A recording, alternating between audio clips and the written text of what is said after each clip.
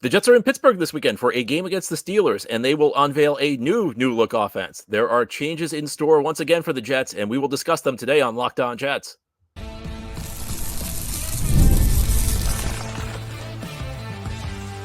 You are Locked On Jets, your daily New York Jets podcast. Part of the Locked On Podcast Network, your team every day. Welcome. This is the Locked On Jets podcast, part of the Locked On Podcast Network, your team every day. It's Friday, October 18th, 2024, and I'm your host, John B. from GangGreenNation.com. Thank you so much for making the show your first listen or first watch every day. If you're new to the show, this is a daily podcast covering the New York Jets. We have new episodes each day through the week, Monday through Friday, and today our episode is brought to you by FanDuel. Place your first $5 bet, and you'll get started with $200 in bonus bets guaranteed. Visit FanDuel.com to get started. Well, the Jets are on the road this weekend in Pittsburgh for a game against the Steelers. Kickoff time is scheduled for 8:20 Eastern time Sunday night. It will be a Sunday night football game on NBC and streaming on Peacock. Today, we're going to preview the game. The Jets are 2-4. They are in desperate need of a win going up against the Pittsburgh Steelers team that's 4-2, but has their own changes. Of course, the Jets offense, we're going to see changes once again this week. It's clear that this New York Jets team does not really believe in continuity on the offensive side of the ball. And if you watch them the first 4 or 5 weeks of the season, that's probably a good thing. Last week, we saw Todd Downing take over as play caller for Nathaniel Hackett. And I think there were a lot of positive changes when we talk about the way the Jets approach that game offensively. Now, look, I'm a big Todd Downing skeptic. I thought there was a chance he'd come out and do a really good job the first game. The question is, can he sustain this? I think there were some good things, though. I liked the use of the pistol formation. So if you may have noticed that Aaron Rodgers, when he went into the shotgun at points in the game Monday night against Buffalo, did not drop as deep. And he had a running back, typically Breece Hall, lined up directly behind him. That's what's known as the pistol formation. So, shotguns when the quarterback's all the way back. Pistol, the quarterback kind of goes halfway back, and he still has a running back behind him. The advantage of shotgun is it allows the quarterback to scan the field pre-snap better than he can when he's under center. The advantage of being under center is that the running back, when he takes a handoff, is behind the quarterback, so he gets a running start and he's got momentum as he takes the handoff. The pistol kind of tries to combine the best of both worlds, where the quarterback drops back, but not quite as far. And he can still scan the field to a degree, but the running back's still behind him, so the running back can get momentum. He can get that downhill running game working, and I think it worked very well for the New York Jets. It felt like they finally were able to unlock something in their run game. I also thought Downing did a better job, getting Breece Hall involved on outside runs, is particularly a couple sweeps that Breece was able to break big runs on. But this week we have a new challenge. We have to integrate Davante Adams into this offense on the fly, which, in some ways is a nice problem to have. Davante Adams, of course, is a star receiver, a very high-end receiver. I think a lot of teams would love to have the problem of putting in a receiver with Davante Adams' talent in the middle of the season. How do the Jets utilize him? Where does he line up? Now, I think that the learning curve will not be great. First of all, even though Todd Downing is calling plays, this was a system installed by Nathaniel Hackett. And of course, Hackett was Davante Adams' offensive coordinator in Green Bay. Now, they were running Matt LaFleur's system there, so it wasn't, Hackett wasn't in charge, but I think we can presume lots of similarities. It's a system Rodgers has been comfortable with, maybe to his own detriment. It's probably a system Adams will be comfortable with. And, a lot of, in the NFL, there's an old cliche. Everybody's running the same stuff. And it's true. There are only so many different routes you can run. Davante Adams has run all of them anyway. The biggest issue a lot of players will tell you when they're going into a new system is just the terminology, because one team may use this term for a play, another team may use that term. And the fact that Adams has played with Hackett before suggests it's probably not going to be that difficult to get him up to speed. The other thing that Adams is going to bring to the table is this chemistry with Aaron Rodgers. Now, they haven't played a game together in close to 3 calendar years, but I get the sense that it's one of those things that's going to be like riding a bike. It comes back to you very quickly. And one area where Adams will certainly help, and it's an area where the Jets have really struggled with Rodgers, is when Rodgers improvises. And, we always think about quarterbacks making play outside the play structure as like scrambling, but not always. Sometimes it's just like the throw the quarterback makes. Sometimes Rodgers reads something where, the receiver's supposed to run a vertical route, but the defenders are over the top. So Rodgers just kind of throws it short, and he expects the receiver to adjust to the ball. He reads leverages of defenders and kind of throws guys open. And some Jets receivers have struggled with this concept. It felt like Garrett Wilson finally started to get on the right page with Aaron the last week and a half or so. I think it took to like halftime of the Minnesota game, but it felt like the two of them were really starting to connect. Lazard doesn't bring a whole lot to the table. Lazard is just a very mistake-prone receiver who doesn't have a ton of like great positive attributes.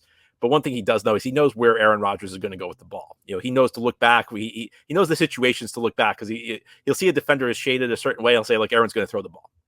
And that's something Davante Adams will bring also. Now, I think that we can probably expect that Davante Adams, if he plays an extensive amount of snaps. Now, him coming off his hamstring injury, that's a whole other story. We could probably do a whole episode on Davante Adams' hamstring injury and, how serious it was. Whether or not, no matter what the degree of the hamstring injury was, he hasn't played in a couple of weeks. So you wonder whether the Jets, when you combine all of these factors into play, him coming to a new team, just remembering things in the playbook. I don't think the playbook's going to be a long learning curve, but there might be a little bit of a learning curve for this week. A lot of things that make you question: will Davante Adams be on a pitch count? I think if he plays a lot of snaps, he's going to get the lion's share of the snaps. I think he's going to get the lion's share of the targets. Because I think Rodgers is very comfortable with him. I think Rodgers, there's one thing that's true about Rodgers is that there are receivers he trusts. And when he trusts them, he really trusts them. And they're the first place he looks to go with the ball. So I expect Davante Adams, to the extent, when he's on the field, he's always going to be the guy you're looking to. There's questions about, what does this mean for Garrett Wilson? Garrett Wilson's clearly going to see less targets going forward. How much does that drop? One thing I'd like to see the Jets do, I don't think they'll do it. I think the Jets ought to use some 4 receiver sets. Because, you've invested so much at the receiver position. Now you have 3 pretty high-priced receivers in Davante Adams, Allen Lazard, and Mike Williams. You have a 4th receiver who's not high-priced, but the only reason he's not high-priced is he's on his rookie contract in Garrett Wilson. You have not much at the tight end position. At this point, I think Tyler Conklin is really the only Jets tight end who's playable. Jeremy Ruckert's just a mistake machine. I hate to say it. I know he's a local kid. I know kind of popular in the fan base for that reason, but he just has not developed the way the Jets have been hoping him to develop. Brendan Bates is gone. The Jets waived Brendan Bates earlier in the week, so he's not part of the team anymore. When you have this excess talent in receiver, and you don't have anybody at tight end. Conklin's like the one playable guy, but Conklin's banged up. He's questionable on the injury report. I think you should see some more 4 receiver sets, and it kind of meshes with what Rodgers has done well this year. I think Rodgers has been at his best when the Jets have been able to spread out the field, because when you spread out the field, the defense has a tougher time disguising itself. If you have a really tight formation, everyone's close to, everyone's bunched together, you have a bunch of defenders in the box. So, you have to figure out all these guys, who's blitzing, who's not. If you spread them out, every receiver you send out. If you go 4 or 5 wide, one defender has to follow them, because you can't leave receivers uncovered. And the defender that follows them, you can rule them out as a blitzer. So it makes Rodgers' life easier. It forces the defense to kind of tell what it's going to do. And we do know that Aaron Rodgers, even at his advanced age and even with a diminishing skill set, he can figure out what a defense is doing. And if he gets extra help doing that, it's going to, he'll know where the ball needs to get. I think another thing that the Jets did really well last week under Downing that they were not doing well under Hackett, they used motion more effectively. Hackett ran a very static offense. You don't want to motion for the sake of motion. And I think some of Hackett's thinking is that Aaron Rodgers knows what he wants to find out, so I'll leave it all in Aaron Rodgers' hands. If Aaron Rodgers thinks he can get something out of the defense to tell you something by motioning a guy, he'll do it himself. I think the Downing did a good job, though, utilizing motion. Yeah, I think there were a couple of plays that he helped set up by motion. You don't want to motion for the sake of motion, but sometimes you force the defense into an uncomfortable matchup, or you force the defense to kind of give away something that it's going to do, and that's the type of thing that benefits Rodgers. Now, here on the Locked On Jets podcast, we'll turn our attention to the Jets defense. It's a defense that's it's very highly ranked statistically, but I think if you've watched the games this year, there's a different story. And we're going to talk about the Jets defense needs to do certain things in this game. And we'll talk about what those things are as we continue here on this Friday edition of Locked On Jets. Today's episode of Locked On Jets is brought to you by Arena Club. Even if you love collecting cards, the idea of spending $2,000 or more on a Luka or Mahomes rookie card just is not in the cards. You may love collecting, but that's some serious money to drop. Well, thanks to slab packs from arenaclub.com, now it's possible to score gem mints for a fraction of their retail price. Every card that I listed was hit from last week's Arena Club slab pack drop. Arena Club is the only repack that provides real value, a complete view of all possible cards, and clear hit rates for each one. Arena Club slab packs are revolutionizing the repack game with their transparency. After your pulls are revealed, they'll immediately be placed in your showroom for safekeeping, selling, trading, or auction. The Arena Club grading process is accurate, fast, and transparent with a full grade rationale provided and explanation on how your card was scored. Whether you're into buying, selling, trading, or displaying, Arena Club is the card collecting platform you have to check out. And right now you can get 10% off your first slab pack or card purchase by going to arenaclub.com/lockedonnfl and use code LockedOnNFL. That's arenaclub.com/LockedOnNFL, code LockedOnNFL for 10% off your first purchase.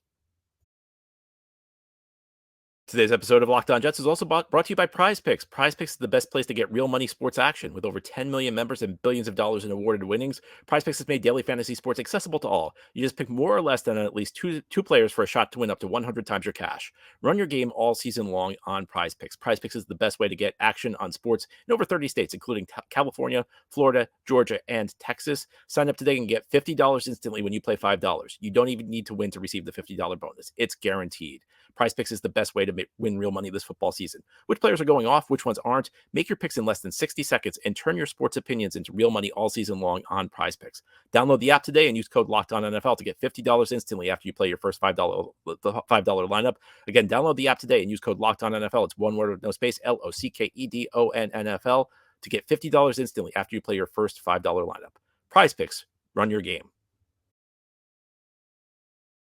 Thank you so much for making Locked On Jets your first listener, first watch every day. A big shout out to you everydayers. This is a daily podcast covering the New York Jets. We have new episodes each day through the week, Monday through Friday. Jets are in Pittsburgh this weekend, Week 7 action. They are on Sunday Night Football. Game will be shown 8:20 Eastern Time on NBC and Peacock.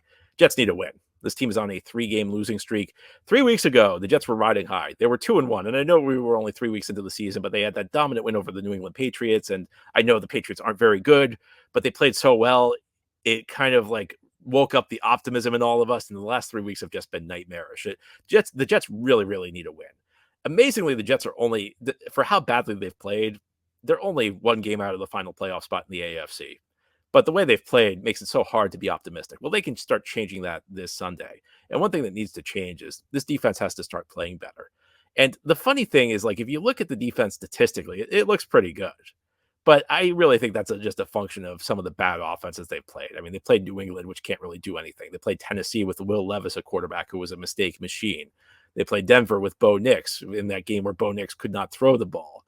Even the game against Minnesota with Sam Darnold, you saw some of Sam's old tendencies with the Jets return. Well, the Jets played a real quarterback on Monday night, and Josh Allen torched them. And not only did Josh Allen torch them, the Bills' run game torched them. And this run game has been an issue all season long. I mean, there have been like quarters where the Jets' run defense has held up. There have been halves of football where the Jets' defense has held up. But really, the Week 3 game against New England is the only time the Jets played a complete 60-minute game stopping the run effectively. In Week 1, they got run over by San Francisco. Week 2, the first half, the Titans had a field day. Jets played better the second half. Week 3 was the New England game. Week 4, the Jets played well in the first half, but the Broncos ran all over them in the second half. That's one of the reasons Denver won the game. Minnesota, the first half, the Vikings ran all over them. Jets played better the second half. And last week was just a disaster from the first series where the Bills went down the field in 8 plays, and 7 of them were runs and scored an easy touchdown. Just a nightmarish start for the Jets. The Steelers have Najee Harris, who statistically is not that great this year, 376 yards on 96 carries, but coming off a 100-yard game against the Las Vegas Raiders where he ran for 106 yards on 14 carries. And, it doesn't really matter at this point for me. It doesn't matter like who the running back is. It doesn't matter the offensive line. We know the Steelers have some issues up front on that unit. Jets, we need to see the Jets put together a good game against the run. Even if it's in part because the Steelers aren't a very effective team running the ball. I know Harris had a big game last week. The Jets just need to figure out a way to stop the run and build some confidence and show something that they can win in the trenches. The Jets are just getting pushed around. Now, part of the problem is that the defensive end position is so thin because you're without 2 of the guys you were counting on to be your top 3. Jermaine Johnson's out for the season with an injury, and Hassan Reddick is, Hassan Reddick. I probably don't need to tell you that story at this point. And that just forces the Jets to play Will McDonald a lot. Will McDonald does have 7 sacks through the first 6 games, so he's playing effectively. Now, I think we all know, if you've been watching him, you know that there are the way he's getting sacks is not sustainable. Lots of busted plays, lots of sacks that have come when he went unblocked. There was a sack against Will Levis where he was spying Levis, and Levis took off and he tackled him behind the line of scrimmage, which counted as a sack. And the famous Will Levis roll the ball play actually counted as a sack for McDonald. But he's generating pressure at a decent rate. And he's showing that he's showing he can rush the passer in this league. Now, he's not going to be, if you see 7 sacks in 6 games, you think like he's on his way to a 20 sack season. He's probably not. He's probably never going to be a 20 sack guy for this team. But he's a guy who's an effective pass rusher. The problem is he's the only effective pass rusher the Jets have at the defensive end position, which forces them to play him an awful lot, probably more than they should. I mean, at this point, I think Will Levis is more of a situational pass rusher. Well, because the Jets need to lean on him to get a pass rush, they have to stick him out there a lot, and he just cannot hold up at all against the run. He can't set the edge in the least, and he's part of the run defense issues. But I mean, at least he's getting to the quarterback. The other guys the Jets have on the defensive line are just getting annihilated. Michael Clemens is not, one of the things I speculated before the season after the Jets traded John Franklin Myers was, well, the Jets traded JFM. Maybe they think Clemens can be a replacement. Maybe they did, but it's not working out very well. Clemens is getting pushed around. And of course, the play you probably remember is the play Josh Allen kept the ball to clinch it on the 3rd down on Monday night, but Clemens is just not playing well. And the interior, the defensive tackles, not doing the job. And look, you have to start with Quinnen Williams, it's not that Quinnen Williams is having a disappointing season. It's not that, he's playing beneath his standard. I hate to say it. Quinnen Williams is bad. Quinnen Williams is a below average defensive end this year. It's tough to say. It's tough to believe. But we're 6 weeks into the season now, and Quinnen Williams has been bad most of the time, more often than he's been good. I hope that turns around. I think there's reason to believe it'll turn around based on his career, but I'm nowhere near as confident as I was 2 or 3 weeks ago because I haven't seen anything to suggest he's going to step up his game. He at least has the potential to step up. You look at the other guys. I mean, Jets have been playing Jalen Holmes too much this year. I think Jalen Holmes ought to never see the field again. Javon Kinlaw, that was a signing that was really a kind of a head scratcher when the Jets made it.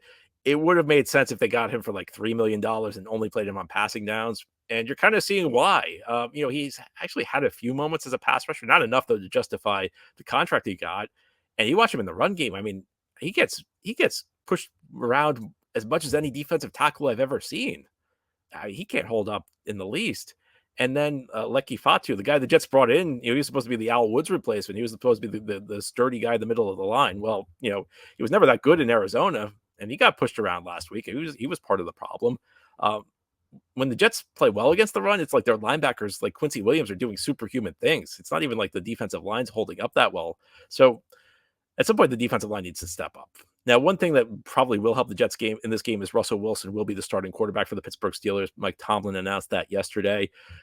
Wilson is less, you remember Russell Wilson from the Seattle days where he was extremely mobile. He was extremely dangerous as a runner. Not so much anymore. At this stage of his career, he's more confined to the pocket.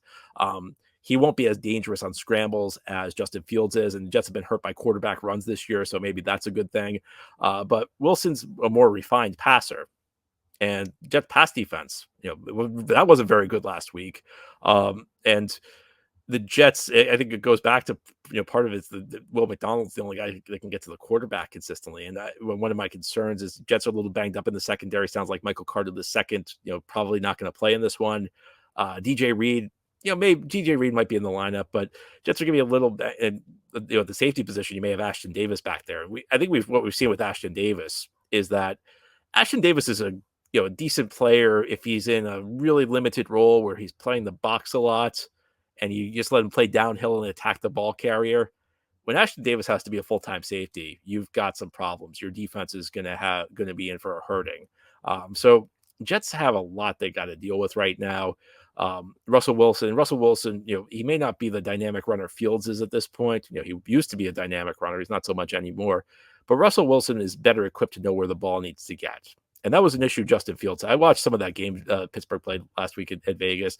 Justin Fields was having some issues making his reads. And I think Wilson's going to be better there. He'll be, and the way this Jets defense is playing right now, if you have a quarterback who knows where the ball needs to get, I think you have to be a little worried. I think a lot of guys need to step up on this defense. Number one is Quinnen Williams, though. I mean, where has Quinnen Williams been this year? Will the real Quinnen Williams show up? That's my hope. Now, here on the Locked On Jets podcast, there are other ways the Jets need to avoid this game being wrecked for them. There are a couple of guys the Steelers have that could create real problems for this team. We'll talk about who they are and what the Jets need to do to avoid that as we continue here on this Friday edition of Locked On Jets.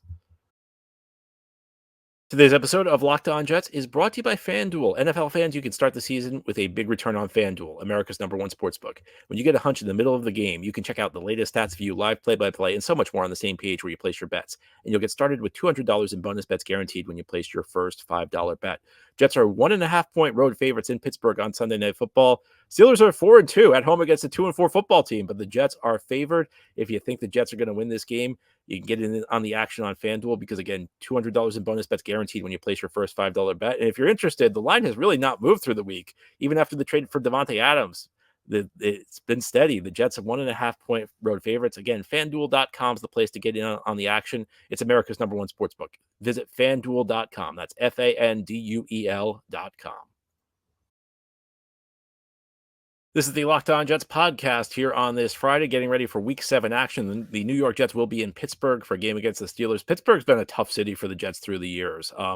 They've lost a number of tough playoff games there. In fact, I believe the Jets only have 2 wins in their franchise history in Pittsburgh. One of them was in 2010, a regular season game in December, which unfortunately the Steelers avenged a month later as they beat the Jets in the AFC Championship game that year. And the only other victory the Jets have in Pittsburgh came in 2022. It was the last time the Jets played there, was Zach Wilson led a fourth quarter comeback.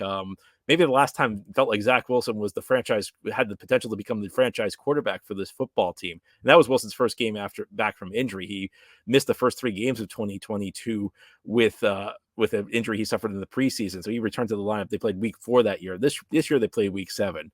I'd imagine back then in the game preview I did before that game in 2022 that I probably mentioned TJ Watt. And that's a guy who needs no introduction. I think this is a big concern for the Jets, especially with the tackle play they've been getting. Tyron Smith's been generating a lot of the attention because his play has not been good recently. It's kind of flown under the radar that Morgan Moses is not having a good season either. And of course, Moses missed some time with an injury. Olu Fashanu stepped in and didn't play that well himself. So Moses is back in the lineup. I think you're going to see a lot of TJ Watt against Morgan Moses. He typically lines up on that side of the line. And the Jets need to do whatever it takes. And I mean, even if that means you're giving him a lot of help. Now, I know I mentioned I want a lot of 4 wide receiver looks, so that'll get the ball out quick and that'll help neutralize it. But when you've got a tight end on the field, he should, for the most part, be shaded on to Watt's side. Jets should be giving plenty of help. They should be providing chips to Moses. They should provide straight double teams. They should always know where Watt is on the field because this is a guy who could destroy the game. And we talked yesterday with Chris Carter, the host of Locked On Steelers. We know that the Steelers don't blitz a whole lot, but the Jets are a team that struggled so much with picking up blitzes that you almost think like any team's going to see this on film, especially after what happened with Buffalo, where the Jets moved the ball very well when the Bills rushed 4. And the Bills only blitzed 4 times in the entire game and got to Aaron Rodgers 3 times.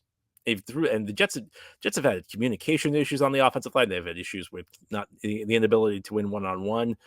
And I think the Steelers, it makes sense for them to try and, one of the benefits of blitzing, it's not just that you're sending an extra pass rusher, is that you make it more difficult to double team because the more pass rushers you send, the more blockers are occupied. That guy who is, there's a guy who may be able to help double team with TJ Watt if the Steelers only rush 4, but if there's a blitzer, he has to pick up the blitzer. So suddenly Moses is there one-on-one. Just need to do whatever they can to try and make sure TJ Watt does not wreck this game, because that's a guy who can absolutely do it. And as we've seen, when Aaron Rodgers has time, when he had time in that Buffalo game for the most part, there were some hiccups from Tyron Smith, of course. There were obviously hiccups when they blitzed, but Aaron Rodgers can still get the ball where it needs to go when he's got time. The issue is just when he's under pressure, he can't really buy any time the way he did in the past. So it behooves the Jets to try and prevent TJ Watt from destroying this game for them. And aside from that, Jets need to be careful on the other side of the ball. Jets need to limit the big plays. They did not do a very good job of that against Buffalo. In fact, the best thing the Jets had for them in that Buffalo game on the defensive side of the ball was that the Bills kept committing penalties. And, some of them were shaky. The officials, I think if you watch that game, you understand the officials were brutal in that game. And there were clearly some bad calls that went against the Jets, but there were also some bad calls that went against Buffalo in that game. The best thing that happened for the Jets in the second half is Buffalo kept getting called for penalties early in the drive, so the Bills kept putting themselves behind the sticks. Otherwise, the Jets couldn't stop the Bills at all. Now, the benefit is, you're not going up against Josh Allen this week. You're going up against Russell Wilson, and this is not the Seattle vintage version of Russell Wilson. This is a Russell Wilson who's aging rather poorly, guy who's not been the vintage Russell Wilson in some time. But Jets still need to communicate. There were some breakdowns last week. There have been breakdowns at various points through the season. And again, with guys banged up in the secondary, sometimes that leads to communication issues. Jets are going to need to work through those. This is a game that, look, the Steelers are not, even though they're 4-2, this is not a great football team. This is a team that finds ways to win. It's a team that grinds out victories in tight games. It's not a dominant football team. And I think that's one of the reasons the Jets are favored in this one. It's very unusual to see a 2-4 team favored on the road against a 4-2 team. I'm not sure it's justified based on the way the Jets have played, but based on the Steelers not being a dominant 4-2, I understand it to a degree. But Jets can't beat themselves in this game. I think there have been many points this year where the Jets have kind of gone out and beaten themselves. I mean, I think, of the games the Jets have played this year, they've really only had one opponent who played a good game, and that was week 1 against San Francisco. The 49ers played a dominant game. And even if the Jets played poorly themselves, which was frustrating, but even if the Jets have played their best game, I'm not sure they could have won that. Every other game was winnable. Every other game the Jets have played this year, the opponent has not been good. Even the game against Minnesota, the undefeated Vikings made plenty of mistakes. Vikings were practically begging the Jets to take the game. I think the same was true last week against the Bills. Jets just could not or would not take it. I don't think the Steelers team is a dominant team. Now, any team can go out there and play one great game. Maybe the Jets run into Pittsburgh's most dominant game on Sunday, and there's not much they can do. I have a feeling the Steelers are going to make mistakes. Can they just take advantage? That's the real question. And part of that requires them to avoid Pittsburgh from making these game-breaking plays. Anyway, that's all for today's episode. This has been the Locked On Jets podcast, part of the Locked On Podcast Network. Your team every day is our motto. If you enjoyed the show, hit the subscribe button where you're watching or listening so that you'll never miss an episode. If you enjoy the show and are listening on a podcast source, please give it a 5-star review. And if you're watching on YouTube and enjoy the show, give this episode a big thumbs up. Helps us out, helps other Jets fans find the show. Enjoy your weekend, enjoy the game. We'll be back next week to talk more Jets.